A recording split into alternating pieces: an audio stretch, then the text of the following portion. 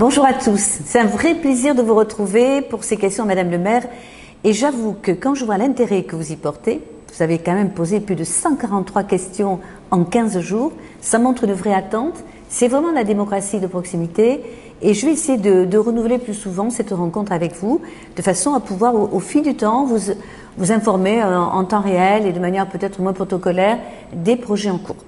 Alors, sur 143 questions, évidemment, je ne vais peut-être pas répondre à chacun d'entre vous individuellement. Je vais essayer de sélectionner par grand thème. Celui qui est arrivé en tête, et je sais pourquoi, c'est le Rio. Vous savez, le projet de salle de musique actuelle que nous avons promis et que nous réaliserons dans ce mandat, si j'ose dire, ça peut-être ça rassurera certains d'entre vous. Ce qui nous a un petit peu perturbé, c'est que c'est vrai qu'on a beaucoup hésité sur l'emplacement de cette nouvelle salle de musique actuelle. Vous vous souvenez qu'au tout début, on avait prévu de la mettre pas loin de la piscine, puis on a eu des remontées des riverains qui avaient peur du bruit. Et alors, on a travaillé sur plusieurs emplacements, en sachant que quand même, il ne faut pas être trop loin du centre-ville. Sur Villebourbon, c'est pas possible. La Frischput ne permettait pas de l'accueillir. Alors, le sujet qui me paraît le plus réaliste et qui vient tout juste d'être arbitré, c'est à côté de Rydmy. Vous voyez, il y a la grande salle de spectacle de Rydmy, il y a la vieille gare donc d'origine, qui était une vraie gare donc de la SNCF. Eh bien, on ferait une sorte de U en créant un bâtiment contigu sur la partie qui est devant et qui est face, si vous voulez, à la route de Paris.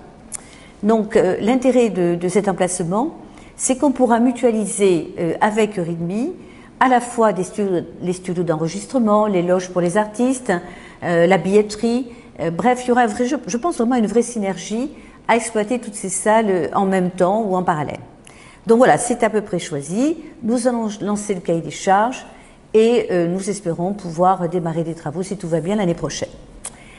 Pour le reste, comme toujours, je vois qu'il y a à peu près une trentaine de questions qui concernent, on va dire, la voirie en général. Alors, vous reparlez toujours des problèmes de vitesse. Les vitesses, donc, quelles que soient d'ailleurs les routes de Montauban ou les rues même. Et beaucoup d'entre vous nous parlent de ralentisseurs. Alors, sachez qu'on ne peut pas les mettre n'importe où et que malheureusement aussi ne résolvent pas tous les problèmes. C'est pourquoi, Monsieur Jean, qui est l'adjoint à la sécurité, veut absolument mettre l'accent aujourd'hui sur des contrôles de sécurité routière. Parce que trop souvent, et je m'en rends compte quand je lis les procès-verbaux de la police municipale, ce qu'on découvre, c'est que vous avez beaucoup de gens qui circulent sans permis, ou en état d'ébriété, ou sous l'effet de produits stupéfiants. Donc, ça peut être une des premières causes où là, vraiment, il faut qu'on soit vraiment sévère pour éviter que de tels comportements perdurent. Ensuite, il y a des aménagements routiers à faire, c'est sûr, et cela, en général, on les fait en concertation avec les habitants, dont je ne peux pas répondre à chacun d'entre vous, mais croyez bien que tous ces sujets sont pris en compte. Dans la sécurité routière, il y a aussi quelques aménagements qui ne relèvent pas toujours de notre compétence. Je pense par exemple, on me parle d'un giratoire, vous voyez, au bout du Ramiro, et aux alentours du collège Olympe de Gouges. Sachez que là, on est sur une voirie départementale et que là, pour le coup, on va saisir bien sûr les services du département qui sont compétents en la matière. C'est un peu pareil sur la zone nord. Vous m'avez interrogé sur une nouvelle voie de contournement quand on voit que la route de Paris est quand même très embouteillée par certains moments. Il y a un beau projet qui arrive là, qui est privé d'ailleurs, et qui va permettre de faire une autre sortie du Futuropole vers le rond-point que j'appellerai de Sodeco. Et là, vous verrez que ça va quand même considérablement, je pense, désasphyxier, on va dire, cette partie de la zone nord. Ce sont des projets à venir, mais qui vont se réaliser assez rapidement.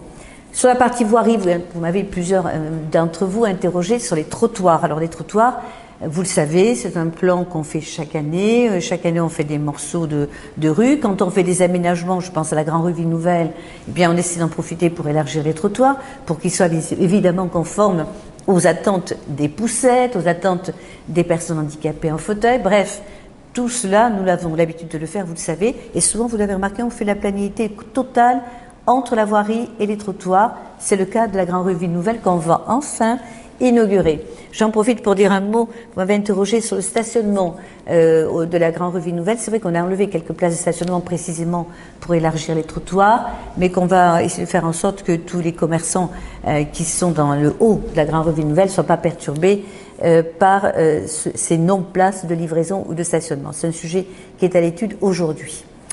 Dans les trottoirs, on m'a parlé des trottoirs du Faubourg du Moustier. Alors c'est un vrai travail. D'abord, le Faubourg du Moustier, il est un peu étroit, vous le savez, mais il faut qu'il reste en double sens, parce qu'on m'a parlé d'un sens unique. Je ne pense pas que ce soit utile. C'est quand même, comme la Grande Rue Ville Nouvelle, des axes majeurs entrant et sortant de la ville, donc on les gardera en double sens. Par contre, on va diminuer un petit peu le trottoir qui n'a pas été refait, qui est tout en calade, vous savez, qui est le long des hôtels particuliers, qui donne sur le Tescou. Là, c'est un travail un peu onéreux.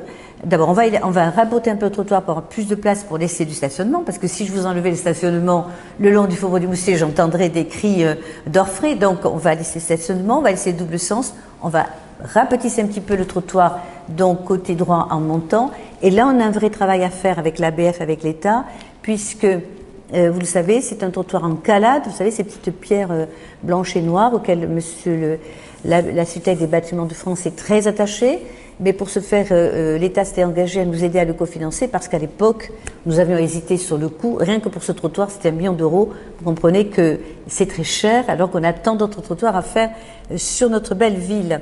Vous m'avez parlé en zone rurale, et c'est assez récurrent, du fait que les chemins, les ex-chemins ruraux où ne passaient autrefois que les charrettes, sont trop étroits, compte tenu maintenant du volume de construction qu'on a, que ce soit à Bas-Pays, que ce soit à Saint-Martial, enfin sur les hauteurs, donc qui sont aujourd'hui en train de se développer en termes d'habitat.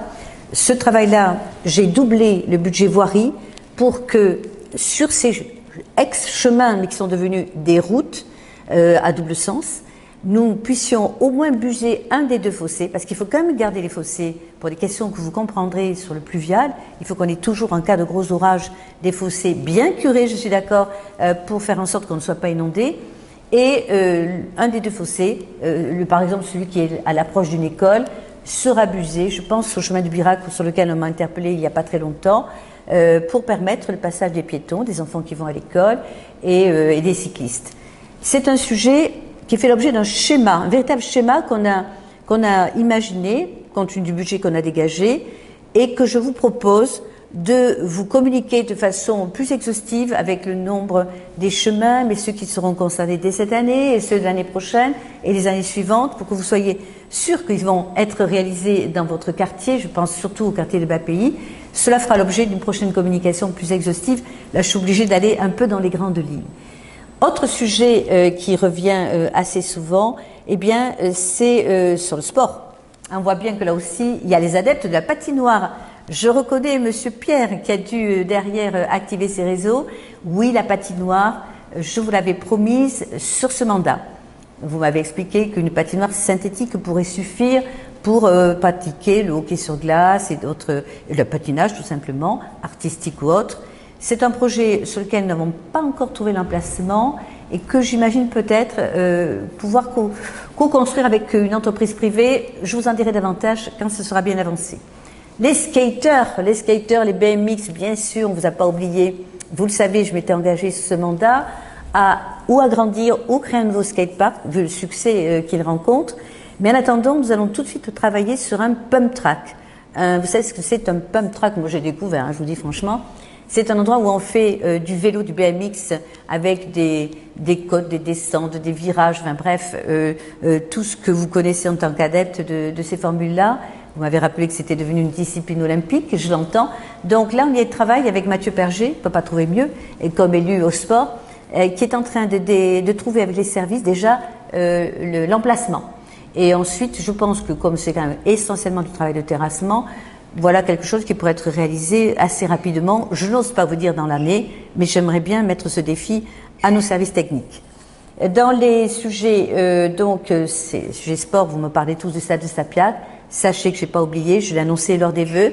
On a un sujet actuellement en cours, on y travaille avec les services pour une rénovation complète du stade, mais qui bien entendu se ferait par tranche pour ne pas perturber le championnat, vous le comprenez, et en même temps pour vous apporter tout ce qu'on est en droit d'attendre sur un stade moderne, c'est-à-dire des loges, de la billetterie, des places de stationnement, enfin bref, mais aussi la possibilité de pouvoir à certaines occasions faire de ce stade un lieu d'événementiel pour pouvoir accueillir des grands orchestres, des grands concerts, comme ça se fait partout ailleurs. Donc c'est un travail qui est en cours de réflexion et que je ne manquerai pas de vous présenter dès qu'on aura un peu abouti, mais on est en bonne voie et je pense que ce sera assez rapide. Et puis, bon, la propreté revient toujours, non pas pour nous reprocher que la ville n'est pas propre, parce qu'en règle générale, on a plutôt des compliments, et je remercie encore une fois tous nos services qui y travaillent. Mais vous me dites, comme moi je m'exaspère de voir que sur nos points d'apport volontaires, il y a des déchets sauvages, les gens ne lèvent pas les trappes pour mettre les sacs dedans.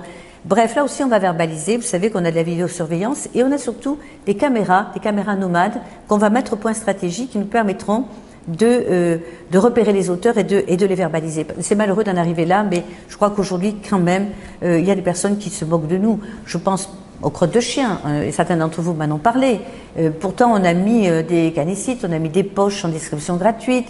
Bon, je crois que c'est un geste, c'est quand même quand on est propriétaire d'un chien qui coûte pas grand-chose que de ramasser les excréments de son animal familier. Et là aussi, je suis désolée, on va devoir verbaliser. On a déjà verbalisé, c'est 135 € le PV, sachez-le.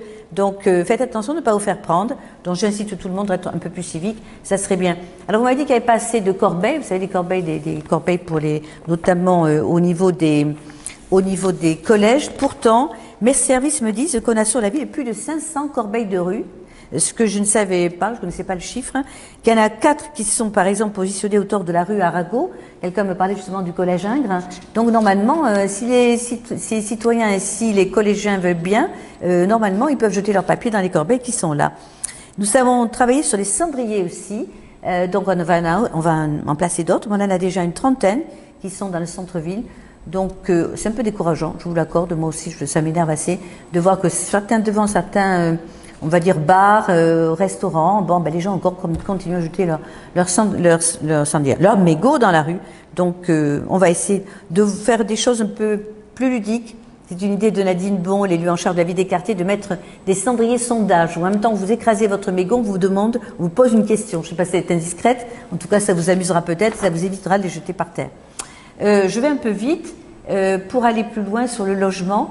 Donc, on traque les logements insalubres. Oui, je le dis à ceux qui m'ont posé la question. On a mis en place sur ce point une véritable brigade. On appelle ça le groupement de lutte contre l'habitat indigne et qui visite tous les logements qui font l'objet d'un permis de louer, qui verbalisent, qui interdisent la location. Et croyez bien qu'on a bien avancé là-dessus. On a des chiffres assez éloquents que si je les retrouve, je vous les donne, mais je ne les ai pas sous les yeux, mais que je vous ferai passer et qui montrent qu'on a bien avancé sur ces sujets-là, mais c'est pas fini. On le sait très bien qu'il y a encore trop de marchands de sommeil. On en a fait condamner en correctionnel, et je pense que ça servira de leçon à tous les gens indélicats qui veulent exploiter la misère humaine en faisant vivre les gens dans des conditions indignes. Donc ça, c'est notre sujet, et croyez bien que on s'y emploie. Sur la sécurité, quelqu'un me dit, on voit pas la police nationale, ça. Oui, peut-être. Il faudrait poser la question au commissaire de police. En tous les cas, moi, de mon côté, j'ai bien insisté pour que la police municipale soit plus visible sur le centre-ville notamment, où au moins aussi, je ne voyais pas assez ces derniers temps. Donc, ils ont, je pense, compris le message et je suis sûre qu'ils vont y remédier. Sur l'aménagement, vous me parlez de la fibre optique. C'est encore un sujet. Encore dans 10% de la superficie de la ville. C'est vrai. 90% de la ville est fibrée. Il manque encore certains petits nœuds. Nous avons une réunion prochaine avec Orange très prochainement pour essayer de dénouer ces quartiers qui ne sont pas encore desservis. Sur les écoles, vous me parlez de la semaine des 4 jours et demi. Il n'y a qu'une personne qui me pose la question. Je crois que c'est plutôt les directeurs d'école qui aimeraient réduire à 4 jours la semaine des scolaires, mais la plupart des parents qu'on a interrogés sont d'accord pour qu'on maintienne le statu quo. Il faut savoir que c'est le principe légal et que c'est seulement si la commune demande une dérogation qu'on peut alors interroger les familles. Aujourd'hui, d'après ce que nous savons, la plupart des familles sont heureuses parce que beaucoup travaillent de savoir que leurs enfants seront accueillis sur 4 jours et demi. Et c'est ce qu'on a mis en place il y a très longtemps avec un périscolaire qui nous coûte fort cher et qu'on est content d'avoir mis en place, mais qui quand même mérite aujourd'hui d'être soutenu et maintenu. Alors, il y a peut-être eu des flottements, je le dis, à cause du Covid, sur les ouvertures des horaires d'école, certaines écoles fermées, mais ça, on sait très bien pourquoi. J'espère que tout cela va être vite derrière nous et qu'on pourra vous assurer un service à 100%. Voilà quelques sujets enfin sur l'animation. On me dit, voilà, le commerce du centre-ville, que peut-on faire? Est-ce qu'on peut être aidé? Oui, il y a des aides économiques pour les commerçants qui veulent s'implanter. Venez voir notre service économique. On peut vous aider dans tous les domaines, pour des travaux, pour l'accessibilité, pour des enseignes. Nous avons des aides à l'économie. Venez nous rencontrer. Sachez quand même que le centre-ville de Montauban est un des centres-villes les plus dynamiques de la région, bien au-delà de Toulouse, pas Toulouse, non, mais d'Albi, d'Agen. Donc on n'a pas à en avoir honte, ça marche plutôt bien, il faut que ça continue, c'est un vrai travail. Alors vous me dites il faudrait mettre des franchises, vous m'interrogez sur Ikea, vous m'interrogez sur Nature et Découverte. Malheureusement, ces franchises, c'est elles qui décident de venir ou pas dans leur propre politique de développement. Si elles veulent venir, elles sont les bienvenues. Et chaque fois qu'on a une enseigne de grand renom, on a tout fait pour l'accueillir et l'installer sur le territoire de la ville. Enfin, vous me dites, il se serait bien que le conseil municipal soit filmé. Je suis d'accord avec vous. D'ailleurs, c'est pour ça qu'on fait ce genre de rendez-vous en vidéo. Oui, c'est beaucoup plus vivant. Sachez qu'on réfléchit là aussi à reconstruire notre salle parce que elle est trop étroite. Vous voyez bien d'ailleurs qu'avec le Covid en ce moment, on est obligé de la faire à Valorem ou au Marché-Gare pour avoir les distanciations nécessaires. J'espère que dans quelques temps, on reviendra à notre salle de l'hôtel de ville, mais il n'en demeure pas moins qu'on a un vrai projet de rénovation de cette salle ailleurs que dans l'hôtel de ville. Et là, on aura tout ce qui est nécessaire en matière de technique, de vidéo, de films, pour pouvoir d'ailleurs projeter, pour pouvoir débattre avec des micros performants. Voilà, tout ça est à l'ordre du jour. Je vois que vous êtes tous des geeks, vous êtes amateurs d'images et de son. Croyez bien que je serai toujours à votre service dans ce domaine-là. À très bientôt.